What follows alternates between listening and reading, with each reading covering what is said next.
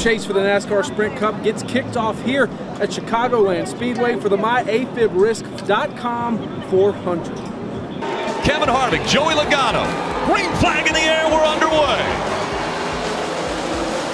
Chase driver Kevin Harvick started up front after qualifying was rained out Friday, with another chase driver, Joey Logano, to his outside. Early in the race, Denny Hamlin, who started 29th, makes contact with A.J. Allmendinger. They both go spinning, and the chase driver was in trouble early, going a lap down due to pit stops to make sure the 11 was damage-free. On the restart, Martin Truex Jr. gets the better of the reigning Sprint Cup Series champ Kevin Harvick. He takes it 3 wide into turn 1, and Martin Truex shot to the point. Martin Truex Jr. jumping out in front of the field here at Chicagoland. Just shy of 50 laps into the race, Kyle Busch powers by Martin Truex Jr. as Joe Gibbs Racing leads their first laps of the day.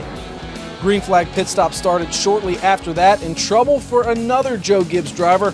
Carl Edwards was hit with a pit road speeding penalty and had to serve a costly pass-through under green.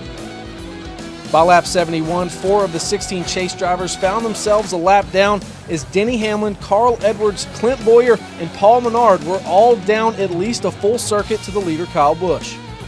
Later, more trouble for drivers contending for a Sprint Cup title. Kurt Busch would make contact with the wall. That forced him to hit pit road on lap 88. That incident and stop cost Busch, as he is the 5th driver to find himself a lap down. Things got interesting on lap 135 when Jimmie Johnson got a nose under the 4 car of Kevin Harvick. That caused a fender rub on Harvick's car. Jimmie Johnson got into the side of the 4 of Harvick. Smoke now out of the left rear of Harvick. 3 laps later, Harvick's tire let go and he backs it into the wall. The defending champ's chance to win was taken away, and his chance to repeat as Sprint Cup Series champion was put in jeopardy as Harvick finished the day in 42nd place.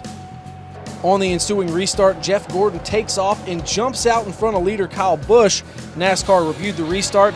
In the mark of 5, 4, 3, 2, 1.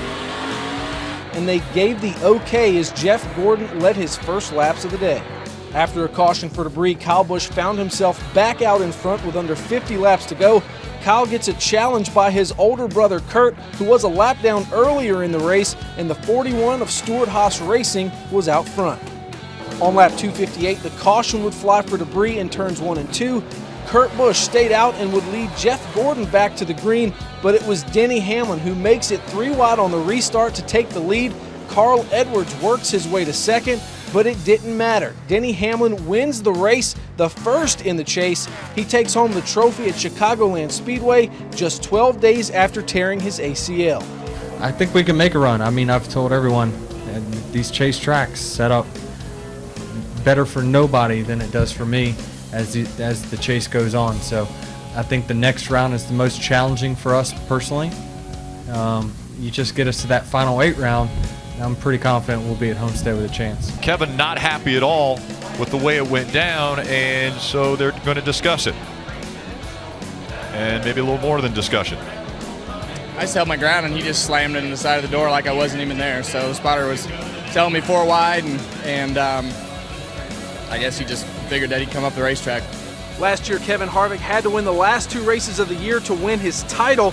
And when asked what he had to do in New Hampshire to move on in the chase, his answer was simple. He said win. For NASCAR.com, I'm Jonathan Merryman.